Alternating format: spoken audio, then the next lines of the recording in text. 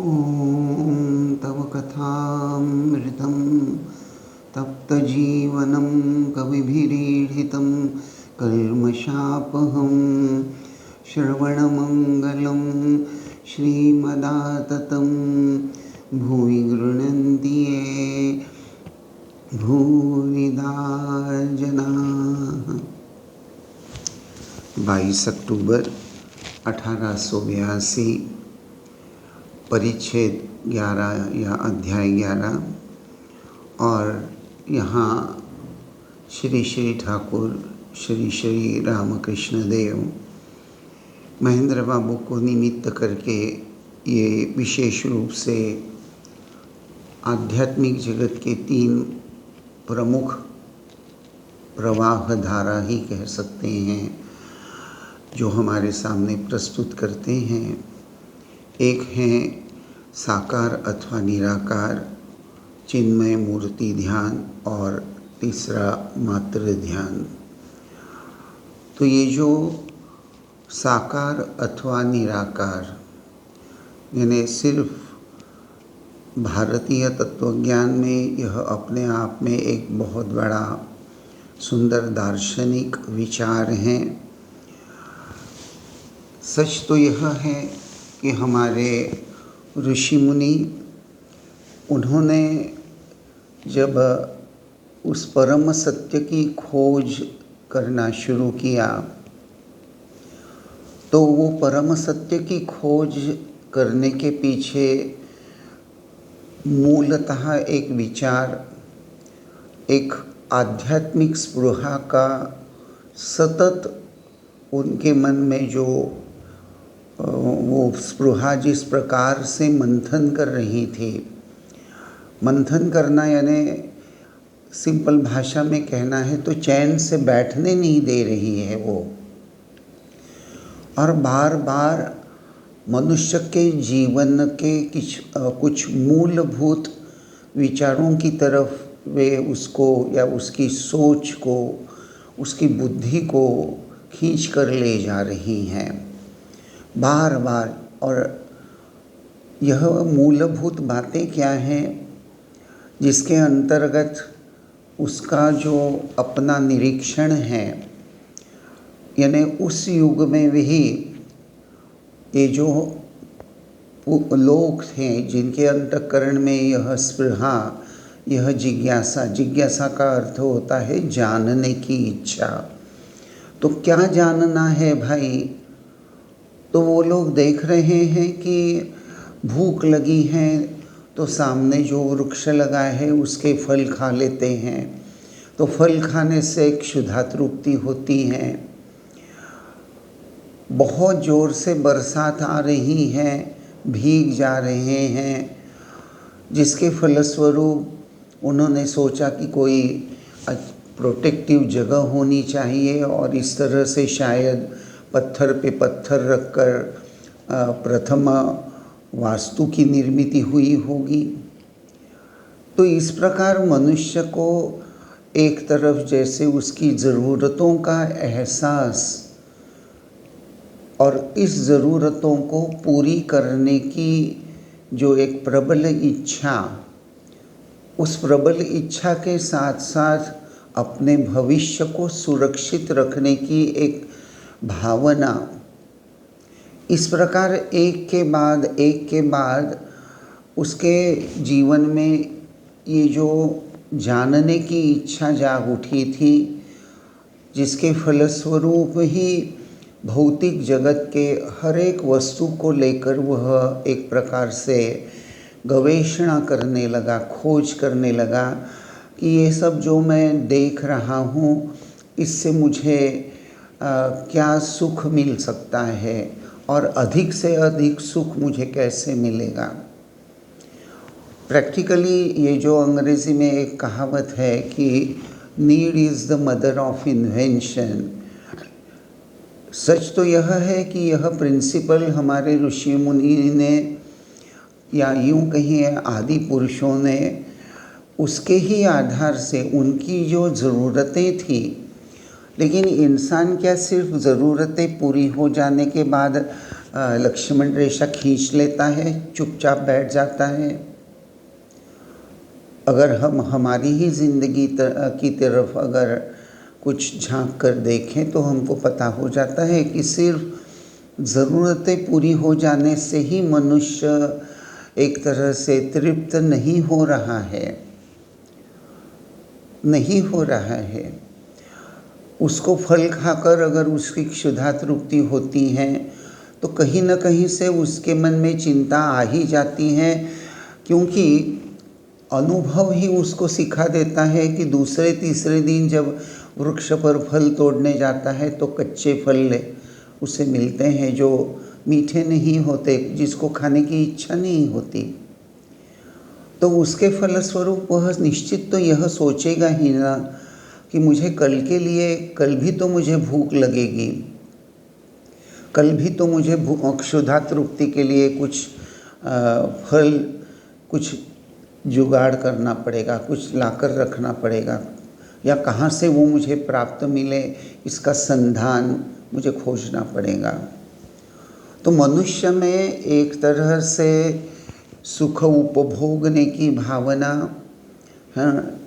वह रहती है। उसके साथ साथ वह जो तृप्त हो जाती हैं तो वह यानी संग्रह का विचार भी करने लगता है। संग्रह होने लगा तो जो संग्रह किया है उसका संरक्षण कैसे किया जाए इसका भी विचार करने लगता है। और जब वह जिस वस्तु से प्राप्त सुख मिल रहा है उससे सुख उपभोग भी कर रहा है, अपने भविष्य की तरतूद की दृष्टि से उसका संग्रह भी कर रहा है, संग्रह के साथ साथ उसको संभाल कर रख रहा है। ऐसा करते करते जब उसके पास प्राचुर्य आ जाता है, प्रचुरता आ जाती है, समृद्धि बोलना चाहिए एक दृष्टि से, तो धीरे धीरे उसको मैं अन्य से कोई अलग हूँ, समृद्धशाली हूँ, इस बात को लेकर एक गर्व का अनुभव भी होने लगता है। वो अपने आप को कुछ श्रेष्ठ या बड़ा समझने भी लगता है और समाज भी उसको उसी तरह से देखने भी लगते हैं। यही हमारे समाज जीवन की प्रारंभिक कहानी भी है।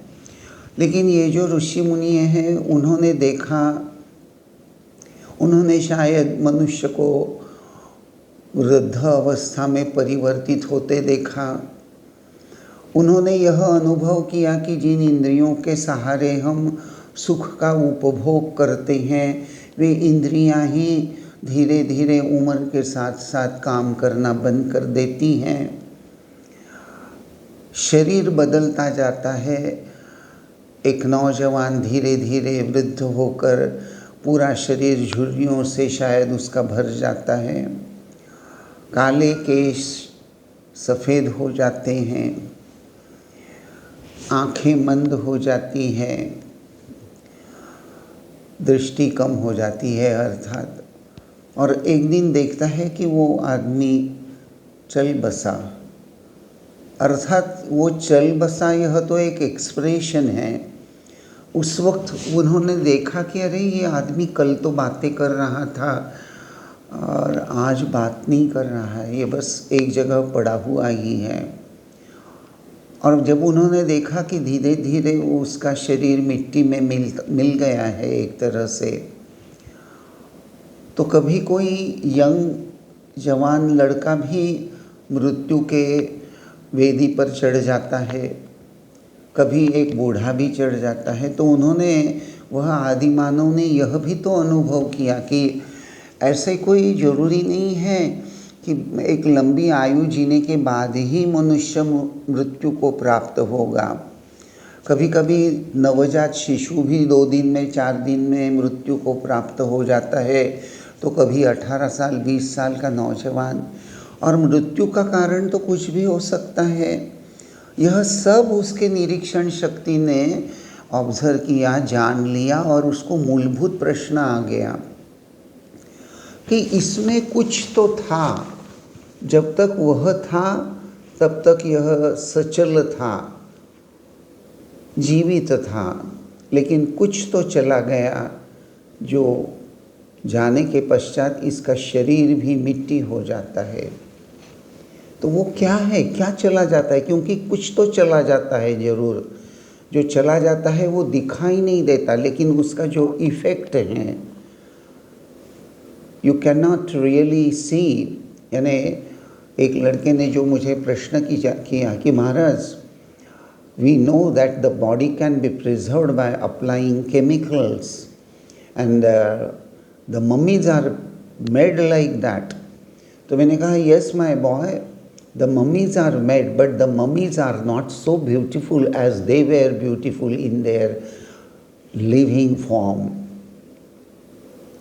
जरा सोचकर देखिए, एक मम्मी, आप लोगों में से कुछ लोगों ने तो ज़रूर मम्मीज़ देखी होंगी, खास करके जो गोवा गए हैं या विदेश गए होंगे, इजिप्ट गए होंगे।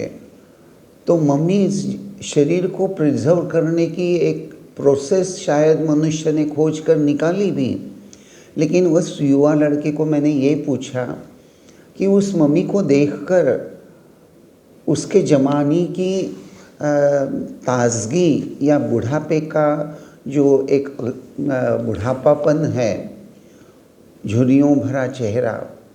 और फिर मैंने उससे पूछा कि बेटा तुम मुझे ये बताओ, तुम्हारी दादी या परदादी या परदादा वे तो बूढ़े ही होंगे, शायद 70 साल के, 75 साल के, 80 साल के, 90 साल के, लेकिन जब वह मुस्कुराते हैं, खुश दिखते हैं, तो फिर भी वो बहुत अच्छे नहीं दिखते। Sometimes you will definitely notice this. वार्धक्य के साथ साथ चेहरे का जो या व्यक्ति का जो अपना सौंदर्य है वो वैसा ही रहता है एक प्रकार से, उसमें भी एक सुंदरता बनी रहती है। एक वृद्ध मनुष्य भी बहुत सुंदर दिखता है, जैसे एक युवा लड़का, एक युवती जैसे सुंदर दिखती है, गठीला बदन, उसी तरह से एक वृद्ध पुरुष भी जब आनंद से परिपूर्ण रहता है तो उसके तरफ देखकर वह आनंदित है यह समझ में आता है, या उसकी आँखों में जब उदासी छाई हुई रहती है, वह थका हारा जो भाव उसके चेहरे पर प्रकट हो जाता है, वह भी हम महसूस कर सकते हैं। लेकिन क्या मम्मी को देखकर इस तरह से अलग अलग भाव का दर्शन हमें हो सकता है? तब वह युवक चुप हो गया। और फिर वही बात जो आपसे कह रहा हूँ कि मनुष्य को ये जो मूलभूत कि मनुष्य में ऐसी क्या कोई शक्ति है या कुछ तो है, और फिर जब उन्होंने उसकी खोज में बाहर खोजना बंद करके ये जब ध्यानमग्न अवस्था में चले गए, अंतर्मुखी हो गए, अपने मन को ही, अपनी दृष्टि को ही अंतर्मुखी बनाकर वे अपने स्व का चिंतन, स्व की खोज में लग गए। और जब उन्हें अपने स्व का, अपने स्व स्वरूप का अनुभूति हुई, वह जो अनुभूति, वह जो अस्तित्व बोध के साथ एक तरह से उनका अहंकार पूर्ण तरह एक रूप होकर सिर्फ अस्तित्व की ही अनुभूति वो महसूस करने लगे, तब वह जो आनंद है, तब उन्हें महसूस हुआ, अनुभव हुआ कि हम आनंद स्वरूप होने की वजह से ही हम आनंद को ही पाना चाहते हैं। आनंद को ही चाहे हम सुख कहें, अंग्रेज़ी में जैसे जॉय, एन्जॉयमेंट, प्लेजर, कितने ही अलग शब्द हैं, और सत्य तो यही है, ये शब्द वृथा नहीं हैं, क्योंकि मनुष्य अलग अलग स्तर पर अलग अलग आनंद की अनुभूति कर रहा है। ये हमारा व्यावहारिक सत्य भी है। मनुष्य देह सुख का अनुभव करता है। तो यही मनुष्य के जीवन की कहानी है। सच तो वास्तविक हमारे जीवन का यही है कि मनुष्य ये विविध अनुभव करते हुए ही अपना जीवन बिताता है।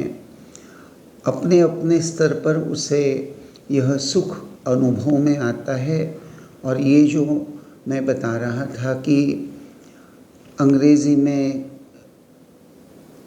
प्लेजर, जॉय, डिलाइट ऐसे कई शब्द हैं।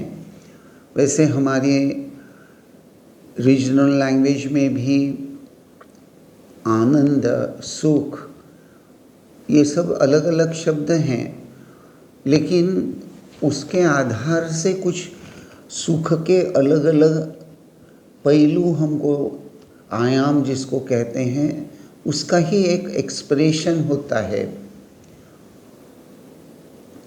देह सुख, खाने का आनंद, अरे भाई आज हांडवा खाया, खूब बहुत आनंद आया, सिनेमा देखा बहुत अच्छा लगा। देखिए, सिनेमा देखकर हम लोग बहुत सुखी हुए, ऐसा बहुत रेयरली कोई कहता होगा। अरे हाँ, सिनेमा बहुत अच्छा था, बहुत अच्छा लगा। तो देखिए, वैसे तत्वतः प्रिंसिपली अगर देखा जाए तो आनंद ही प्राप्त कर रहे हैं, लेकिन उसका एक्सप्रेशन अलग अलग है। लेकिन अनुभव, ये अलग अलग अनुभव, चाहे वह देह सुख हो, चाहे वो रबड़ी खाने का सुख हो, चाहे वो सिनेमा देखने का सुख हो, लेकिन अलग अलग सुख और अलग अलग सुख को अलग अलग शब्दों में व्यक्त करना। बट हु इज़ एक्सपीरियंसिंग, ये कौन सुख की अनुभूति कौन कर रहा है, यही हमारे ऋषि मुनि अंतर जगत में प्रवेश करके अपने मन के द्वारा अपने मन को ही रॉ मटेरियल बनाकर खोजने लगे। मन ही लेबोरेटरी। आपने साइंस लेबोरेटरी देखी होगी, जहाँ इक्विपमेंट्स रहते हैं, प्रयोग के मटेरियल रहता है, प्रयोग के लिए जो ज़रूरती होता है वो, और उसके साथ साथ वहाँ उपस्थित मनुष्य जो प्रयोग करता है उसका निरीक्षण, और उस निरीक्षण के सहारे कंक्लूजन। ठीक यही प्रोसेस हमारे ऋषि मुनियों ने अंतर जगत में अपने मन को ही लेबोरेटरी बनाया, मन को ही रॉ मटेरियल, मन को ही इक्विपमेंट, और अपनी निरीक्षण शक्ति, अनुभव करने की शक्ति, उसी के द्वारा वह एक प्रकार से आध्यात्मिक जगत में एक प्रयोग करने लगा, और उसे अपने सच्चिदानंद स्वरूप की अनुभूति हुई। और वह जो आनंद का स्रोत, जब उसमें वह स्थिर हो गया तो उसे अनुभव में आ गया कि उसका यह आनंद अब कभी खो नहीं सकता, यह कभी ख़त्म नहीं हो सकता, यह कभी एक तरह से परिवर्तित नहीं हो सकता। परिवर्तन का मेरा मतलब है, जैसा मैंने अभी कहा, देह सुख का आनंद, पदार्थ खाने का आनंद, सिनेमा देखने का आनंद, सुंदर बगीचा, गुलाब के फूल देखने का आनंद।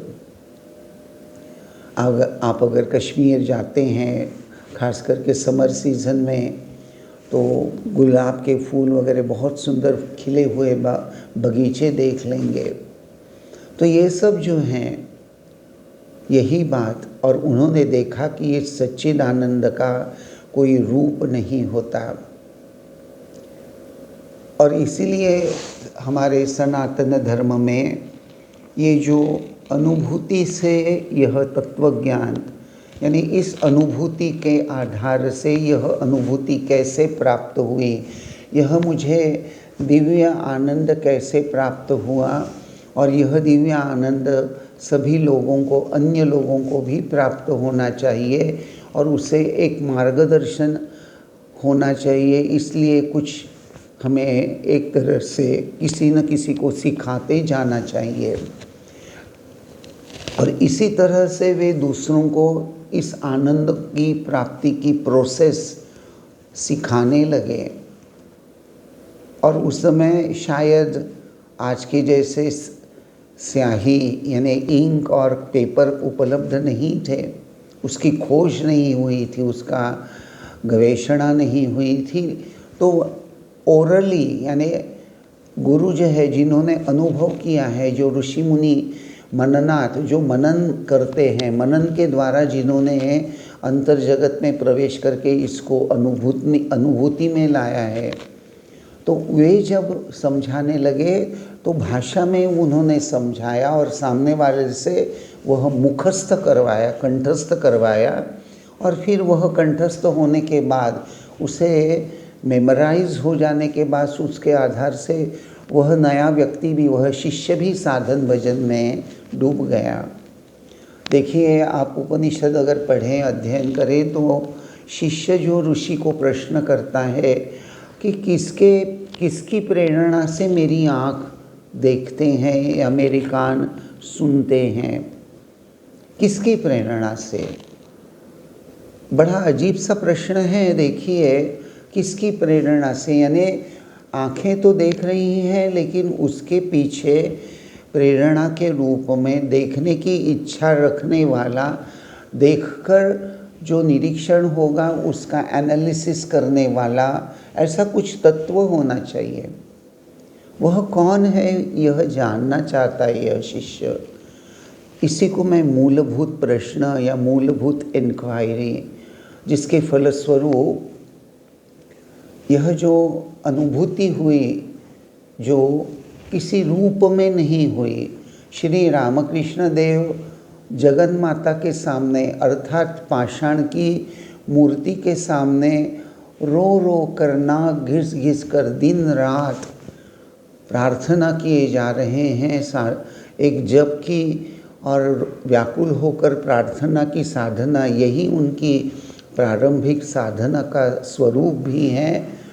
और जिसके फलस्वरूप अगर आप सदानंद जी द्वारा लिखा गया श्री रामकृष्ण लीला प्रसंग, यह ऑथेंटिक उनकी जीवनी अगर आप पढ़ते हैं तो वहाँ देखेंगे कि ठाकुर के प्रथम दर्शन का जो वर्णन है, भले ही वे भवतारिणी काली के मूर्ति के सामने रो रो कर प्रार्थना कर रहे हैं, यानी एक मूर्ति के आधार से, मूर्ति का अर्थ ही हो गया एक रूप, तो रूप कल्पना, मूर्ति के आधार से वह उस चिन्मय तत्व की अनुभूति की भावना लेकर व्याकुल होकर प्रार्थना कर रहे हैं।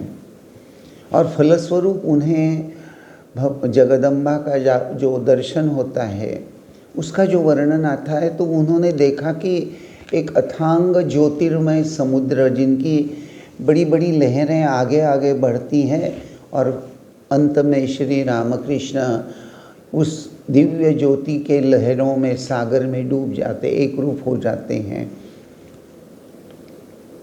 तो यहाँ श्री रामकृष्ण देव का यह जो दर्शन है, यहाँ हम देखते हैं कि उनकी साधना के आधार के रूप में वहाँ एक मूर्ति ही विद्यमान है। मूर्ति है, मूर्ति के आधार से एक रूप है।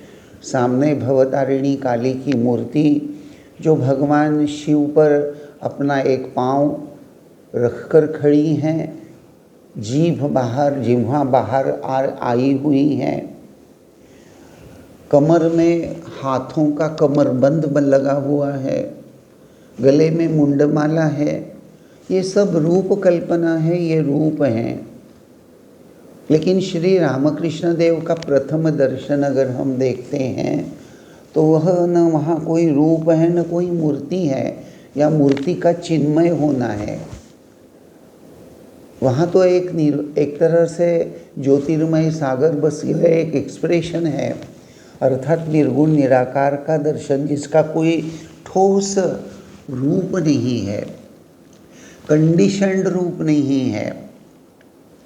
एक मूर्ति की तरफ हम देखते हैं, वह द्विभुजा, चतुर्भुजा, अष्टभुजा, धुंधिल तनु गणेश जी की मूर्ति, बड़े बड़े कान और हाथी का मुख, लंबी सी सौंड और बड़ा सा तुंदिल, यानी उनका जो लंबोदर बोलते हैं, बड़ा सा पेट।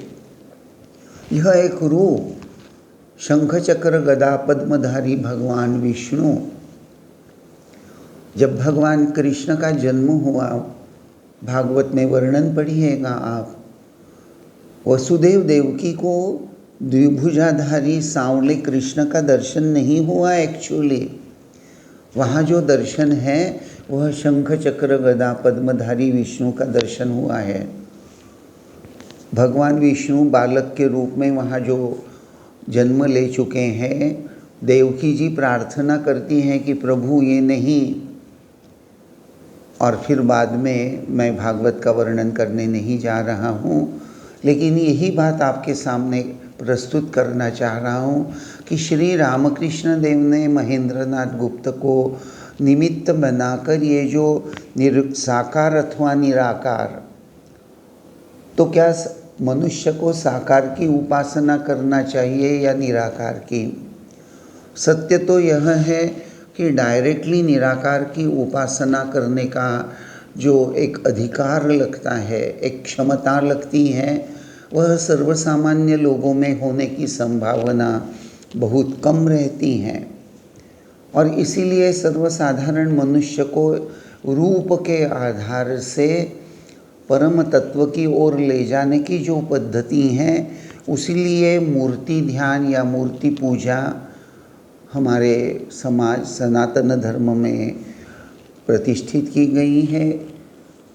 या तो मिट्टी की, पंचधातु की, सोने की, जिसकी जैसे क्षमता हो, एक मूर्ति का बनाना, और या एक तैल चित्र उसको बनाना, उसके आधार से ही उस पर संपूर्ण मन एकाग्र करते हुए अपनी सब शक्ति उसी पर लगाकर जब एक त्याग वैराग्य मंडित निर्मल जीवन मनुष्य जीने लगता है, निष्काम भाव से हर कर्म भगवान की पूजा सेवा है, इस बोध से करने लगता है, यह विचार, यह बोध, my work is my worship of the divine, यह जो बोध है, देखिए यह बोध शब्द बहुत गहरा मीनिंग रखता है। उसकी तरफ आप जरा चिंतन करके देखिए। मुझे लगता है मराठी में हो या गुजराती में हो, बोध यह शब्द आप सबका निश्चित परिचय का होगा। तो ये जो बोध है, तो बोध शब्द क्या क्या भाव व्यक्त करता है, शायद वह एक अलग चिंतन का विषय हो जाएगा। उसको लेकर मैं ज़रूर कुछ आपके सामने प्रस्तुत करना चाहूँगा, लेकिन आज नहीं। आज बस इतना ही कहता हूँ कि एक बोध लेकर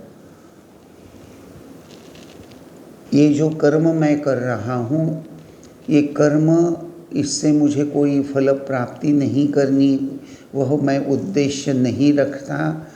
उद्देश्य अगर है तो भगवान की प्रसन्नता है, यही मेरा बोध है। इस बोध से जब वह work is a worship of the divine, इसको लेकर जब एक तरह से साधना करता है, नोइंगली या अननोइंगली ही, अगर अननोइंगली करता है तो शायद कुछ धीमी गति से, लेकिन अननोइंगली ही सही, लेकिन अगर निस्वार्थ परायण भाव से वह अगर कर्म करता है तो उसका परिणाम भी अलग है। वो सबका चिंतन हम अगले प्रवचन में करेंगे। तो ये जो 3 स्तर का वर्णन श्री रामकृष्ण यहाँ प्रस्तुत करते हैं, साकार अथवा निराकार, फिर चिन्मय मूर्ति ध्यान और मातृ ध्यान, यह एक बड़ा सुंदर हमारे फिलॉसफी का, हमारे भारतीय संस्कृति का प्रधान अंग है। इसको लेकर हम चिंतन करने का प्रयास करेंगे। आज बस यहीं तक। ओम शांति शांति शांति। हरि ओम तत्सत। श्री राम कृष्णार्पणमस्तु।